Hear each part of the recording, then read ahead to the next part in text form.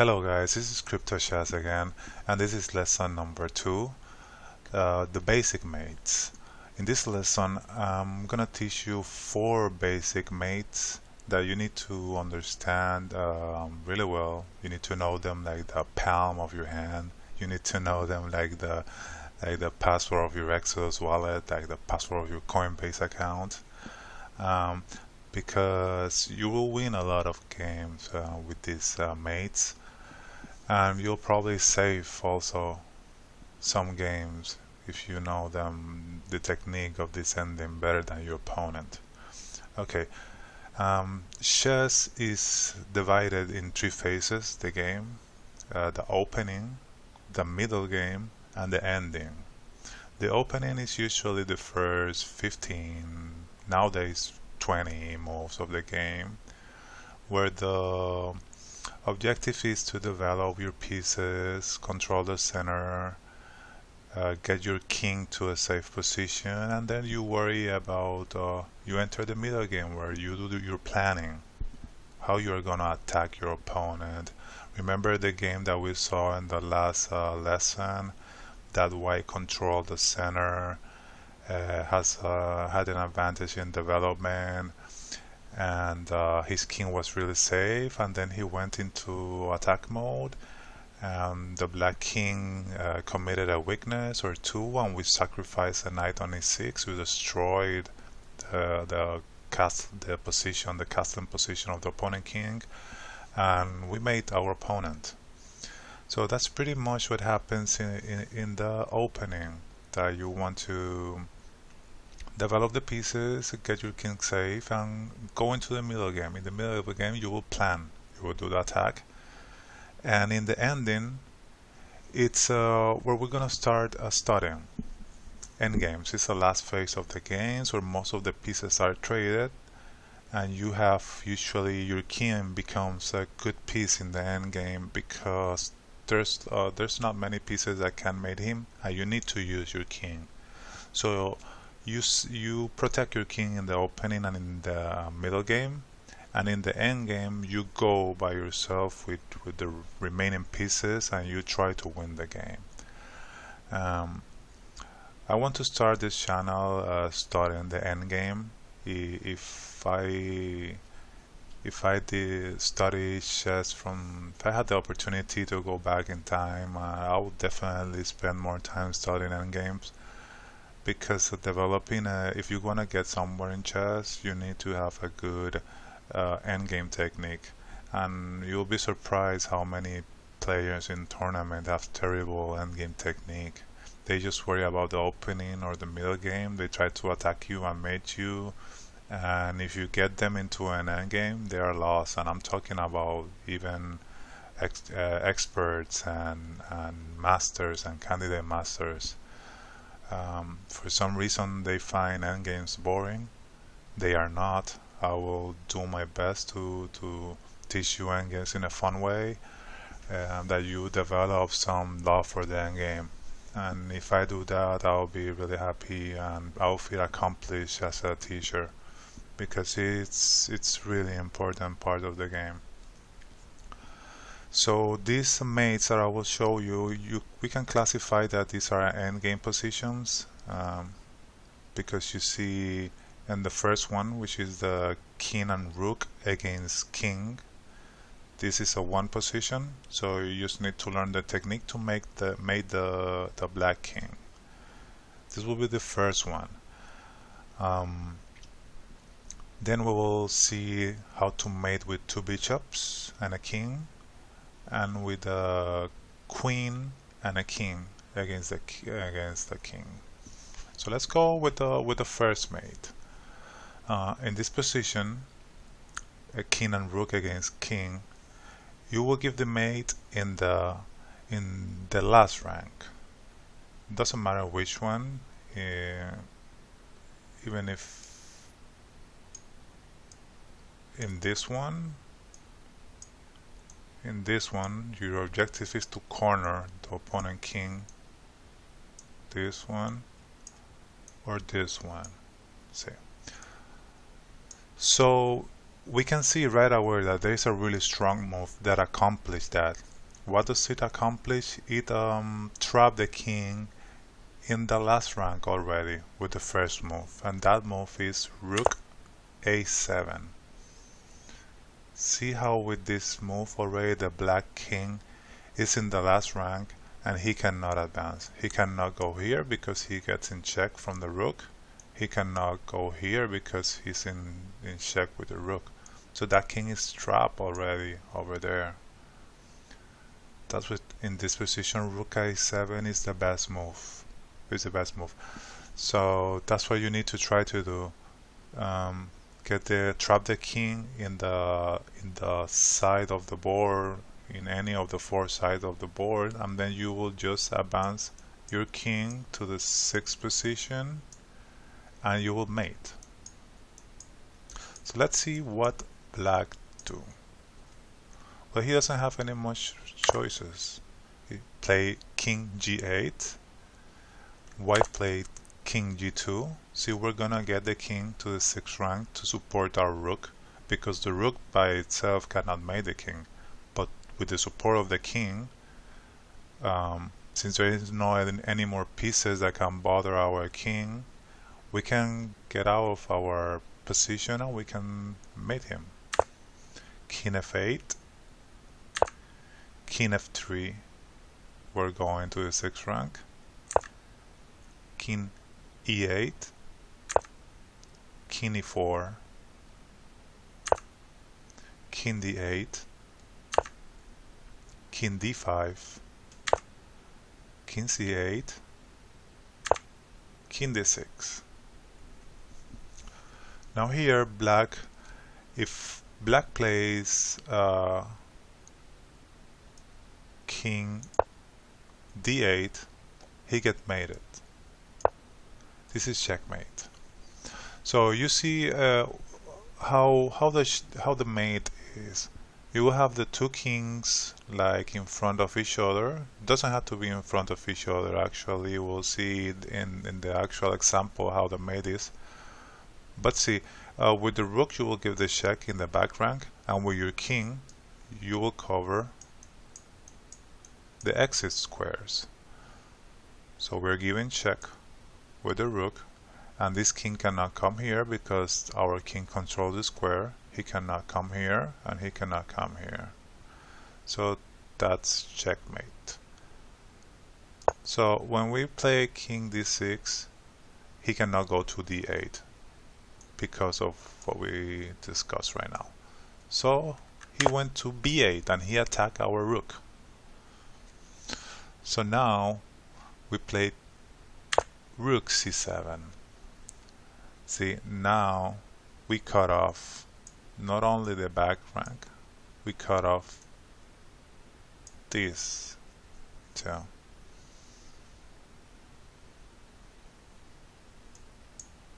So the king actually only have two moves, this square and this square to move, because everything else is cut off.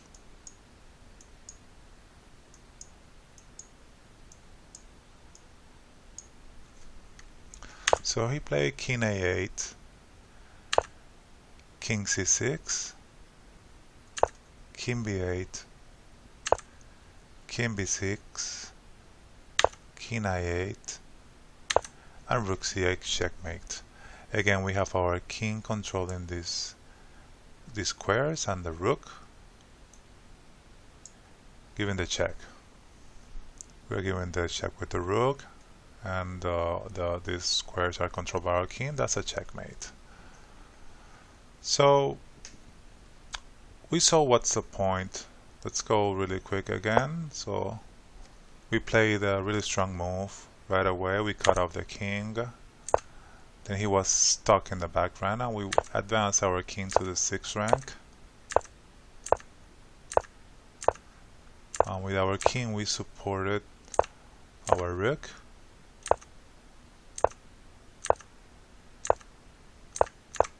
And we made it.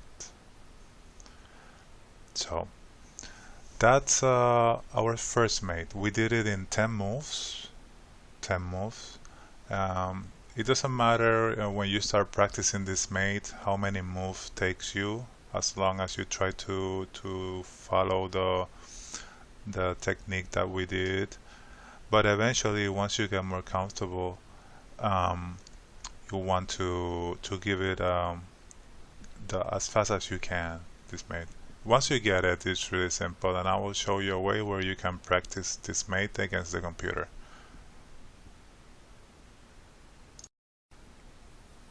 So what happens if the enemy king in this mate is not in the corner, like in the last example, and it's in the middle of the board?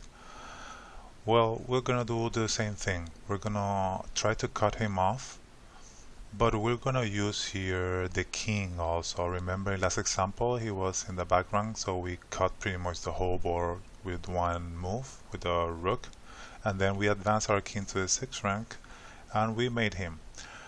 But in this case we'll need to get our king closer to his king, so when we start cutting off the board we can support our rook. So here King e2 makes a lot of sense. So we want to get our king near the black king. He played king d5. We play king e3. Now it's pretty close. Now we can start cutting off the board, and if he attacks our rook with his king, we can defend really easy our rook. So we play king c4. And now we play king h5. So we cut off a good chunk of the board, I will say. The half of the board actually. And our king is near the king. See? He's covering these 3 squares and the rook is covering the file. So we're starting to trap him. That's why we want to get our king near him, to cover the exit square, and with the rook we cut off the board. Rook h5, king c3. So we cut off the board again. Cut now more than half of the board. Play king c2, and here we play rook c4 check. So if now he goes to the back rank with a move like this, king d1, we made him in 2 moves. We make like a waiting move like this, and he only has 1 square to go under our king. That's what we're looking for. This position, this is called the opposition position of the king, and we made him here. So that's what we're trying to aim to do. See, he's in the background, our king is covering the exit squares, and we're giving the check. So he didn't do that when we gave the check. He didn't go to the background, and he played king b3, attacking our rook. So see the importance of having our king near his king. So in this case, when we gave that check, he attacks our rook. We defend our rook with the king, and we are again in the so-called opposition.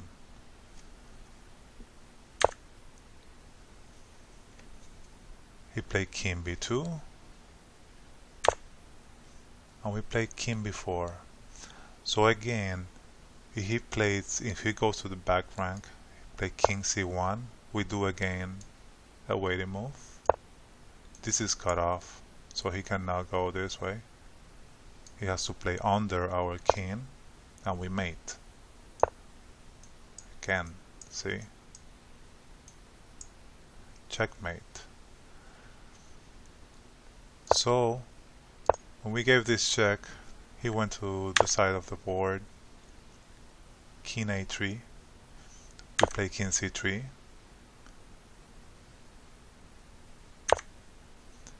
king a2, and again we give the check.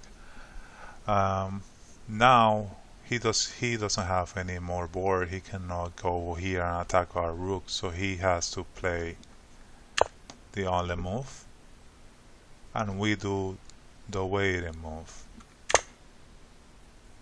Rook a5. This is covered, so he needs to go under our king, and we give the mate. This mate we was given how many? 11 moves. Like I told you, it doesn't matter how many moves it takes you when you're learning the mate. When we discuss the other two mates, I will tell you how to set up the position against the computer so you can practice them and you get a good feeling about the mate. Okay, let's do the two bishops mate. Two bishops and a king against a king. So to visualize this mate, we're gonna cut off the board also with the bishops, and what we wanna do is we wanna kind of put the two bishops in front of his king, then cut off a good chunk of the board. Then we're gonna get our king to the 6th rank, and once our king is in the 6th rank, we want to trap the enemy king and leave him only 2 squares. Once we leave him only 2 squares to moves, we're gonna maneuver our 2 bishops to give the final 2 checks. That will be kind of, if you can summarize the technique, you will see what I'm talking about. So here, a good move will be bishop d3. We're starting right away with this move, cutting off a good chunk of the board. So we see these 2 bishops are cutting up a pretty decent size of the board. He played king g7. We play bishop g5. So cutting off these 2 squares. The bishop already is cutting off this diagonal. Let's go all the way over here. So see how we're cutting off the king already, and the black, our dark square bishop, it's in front of the king. We kind of want to get the light square bishop also in front of him, and we accomplish our first task. He played king g7. We play bishop f5. So now let's see all the board that we have cut off. See how he doesn't have many squares at all. All this is cut off. So now that the 2 bishops are in front of the king, we want to get the king to this square, to the 6th rank, to give support to our bishops. That's the second step. So you play king g7. Now we start moving on our king. King f2, king f7, king g3, king g7, king h4, king f7, king h5, king g7, bishop g6. So now our king can support our bishop and we can start cutting off even more. So now the next step will be we need to get our king first to the 6th rank, and after that we want to trap him and leave him only 2 squares. So he plays king g8 and we play king h6. Now our king is in the 6th rank. Play king f8, bishop h5. So now the plan is to leave him only 2 squares. King g8, bishop g7, taking away this square. So he's only left with h8 and g8, 2 squares only where he can move. Now he went king h8. So now the last step of the technique is to maneuver our bishops to give him the last 2 checks. bishop g4, he only have king g8, and here comes the first one, bishop e6 check, king h8, and bishop f6. Notice our king again in the so-called opposition, cutting off this square, and this bishop cutting this square, and this bishop giving the check. So you can see in this instance the mate was in a dark square, so the bishop that gives the mate is the dark square bishop. You can give the mate here also in a white square, but then the check will be with pretty much the same position. You put the king here, and the white bishop giving the check here, and this bishop covering the exit square, and the king over here covering this. And on a dark square you can give it over here also, same as this, and in a white square. So again, let's review this really quick. Bishop d3, starting to cutting off, king g7, bishop g5, we already have one bishop in front of him, king f8, bishop e5, the two bishops in front of the king. So now we cut him a lot of the board. We're gonna get our king to the 6th file, king h4, king f7, king h5. We cut him a little bit more. He's in the back rank. Now we get to the 6th rank. And now we wanna trap him in 2 squares. We cut off this square. He only have 2 squares, and we maneuver our bishop for the final 2 checks. Check and checkmate.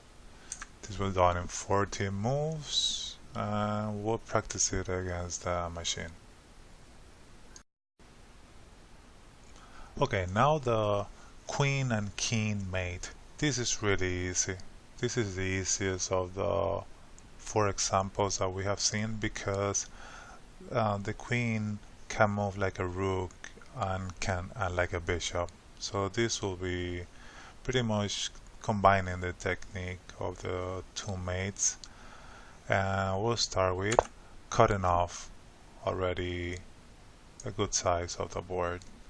Queen c6, the first move, king d4, and we bring our king in front of him, opposition.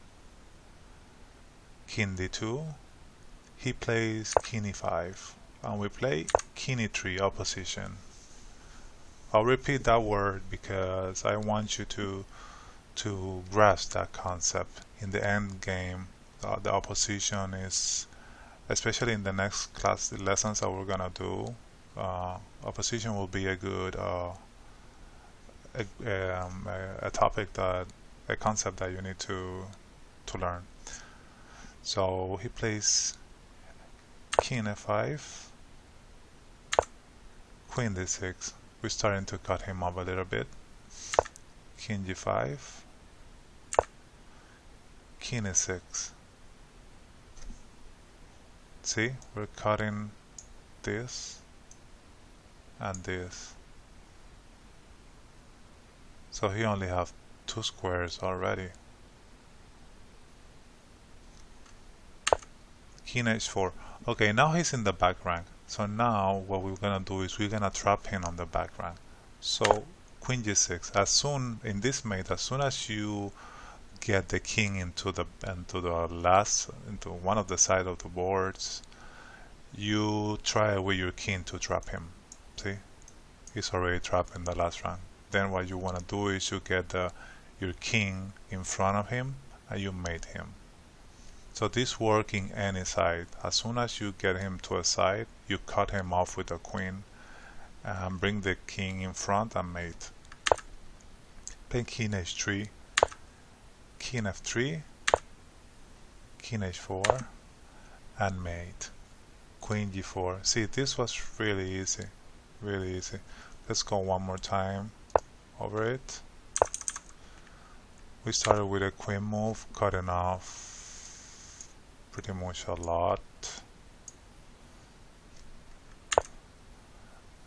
He went to d4 and we go opposition, king e5, king e3 opposition, king f5, and we started cutting off with the queen, trying to trap him in the side. King g5, queen e6, king h4. So now he's on the side, we need to trap him. Queen g6, he's trapped. Queen h3, king f3, now the king is in the front. King h4, queen g4 mate. That was really simple. Okay, now what I want you to do is to practice these 4 positions against the computer, against the really strong computer, which is called Stockfish 8. That was the strongest chess program available, and it was until like a month ago. There was like a big match against Stockfish 8 against AlphaZero, which is an artificial intelligence thing that Google created, and it taught himself chess, and it destroyed Stockfish 8. It was really big news in the chess community. It's really exciting about how that's gonna turn out. And AI just taught chess himself and destroyed the strongest program that all the grandmasters use. It was pretty nice. So you go to lichess.org. I will leave the link in the description. If you want to register and play chess there for free, you can. You don't need to register to play against, to set up a position and play against a computer. So go to Lichess and you will go to the tools where it says tools, and you go to board editor. Once you're in board editor, you're gonna go to clear the board. Once you clear the board, we're gonna set up the first position. So you're gonna click on the white king and you're gonna put it in h1. You're gonna click on one white rook, you're gonna put it on a1, and you're gonna click on a black rook, and with black king, and you're gonna put it in h8. So you leave white to play, and you're gonna go here where it says continue from here. You click continue from here, and you click play with the machine. So here you can set up which level you want to play. It really doesn't matter. Let's leave it on level 1, and you choose here who you want to play. You want to play white because you want to learn the technique of this. So you click down here on the white king, and now you're playing against Stockfish. Incredible, right? So here you do the technique that I teach you. Stockfish move,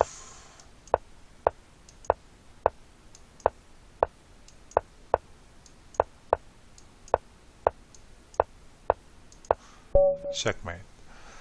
So how many move was this? Oh, 10 move. I did it in 10 move. Nice. Now I want you to try that. It has to be as fast as I did it. You just take your time and you try to do the technique that we practice. So you do that with this mate. You do it with the king in the middle. Then you go with both bishops with the queen. That will be your homework. If you learn these 4 mates, you have advanced greatly. See, once you can do these mates like I did here, like really quick,